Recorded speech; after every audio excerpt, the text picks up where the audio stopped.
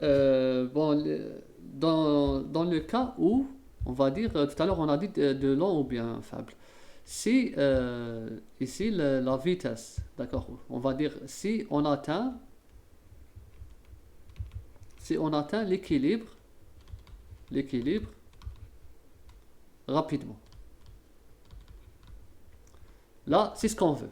Là, on va être vraiment content. D'accord? Je ne sais pas si c'est comme ça content ou comme ça. On est très content. Ça veut dire qu'on aura un modèle à un compartiment. C'est ce qu'on veut toujours. Maintenant, si on atteint cet équilibre, bon, c'est-à-dire si on atteint si c'est-à-dire la distribution, l'équilibre de distribution est atteint rapidement, d'accord? Pour être plus précis dans les mots. Maintenant, on va dire si euh, l'équilibre de distribution est atteint plutôt lentement, il prend plus de temps pour l'atteindre, lentement. Dans ce cas, on est comment? On va dire, malheureux. D'accord? Pourquoi? Parce qu'on aura un modèle à deux compartiments. Ou bien à trois compartiments. Ou peut-être plus. Je ne sais pas. Selon la littérature, j'ai vu 2 à 3. Peut-être qu'il y aura 4. Peut-être. Je ne sais pas. Mais l'essentiel, on aura plus à un compartiment. Et là, l'équation serait un peu compliquée à résoudre. Donc, on préfère toujours travailler avec des modèles à un compartiment. Mais parfois, on est obligé de travailler avec un modèle à plus de un compartiment.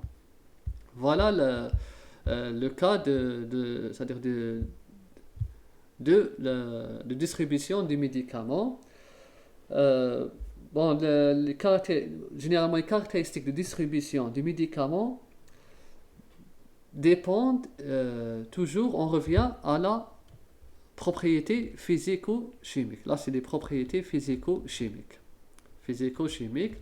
Là, surtout le log de P. Log de P, il a une importance. Normalement, le log de P, il a une importance, c'est la lipophilie.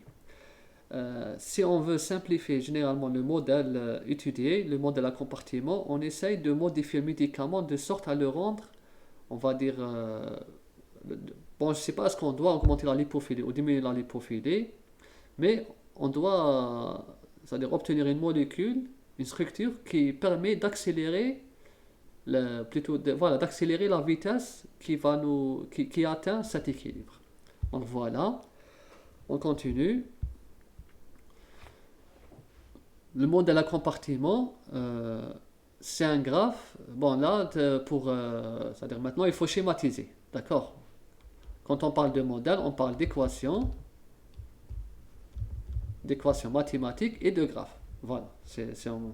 On parle de ça. À chaque fois qu'il y a un modèle, il y a une équation et un graphe. Un graphe pour voir, c'est-à-dire pour vraiment trouver le point, la partie ciblée, la partie désirée, la partie optimale. C'est ça le graphe. Le graphe, il est de type semi-logarithmique en Y.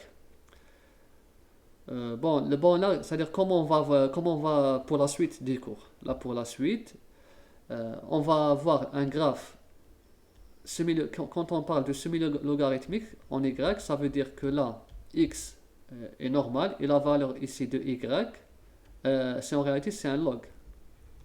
Log de un par exemple.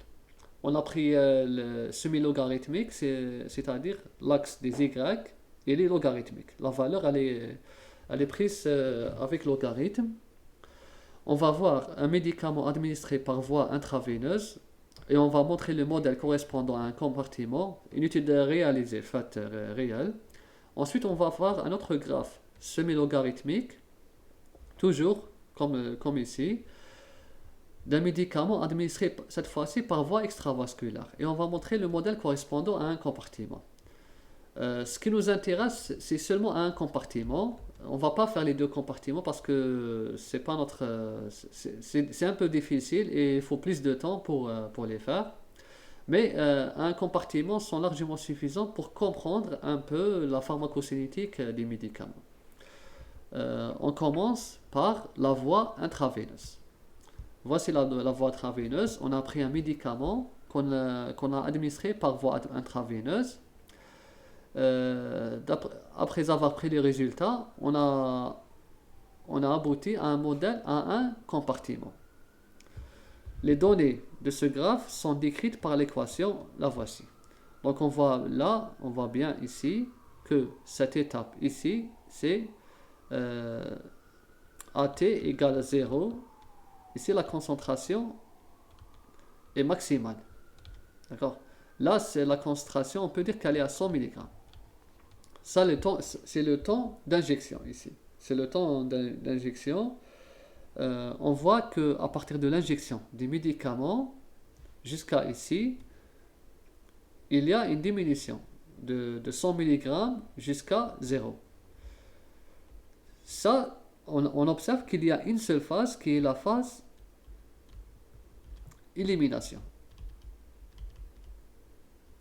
Élimination. La voici. Là, on a obtenu une droite. Dans un graphe semi-logarithmique, on obtient un graphe. Donc là, c'est typique, ce graphe, il est typique à un modèle à un compartiment.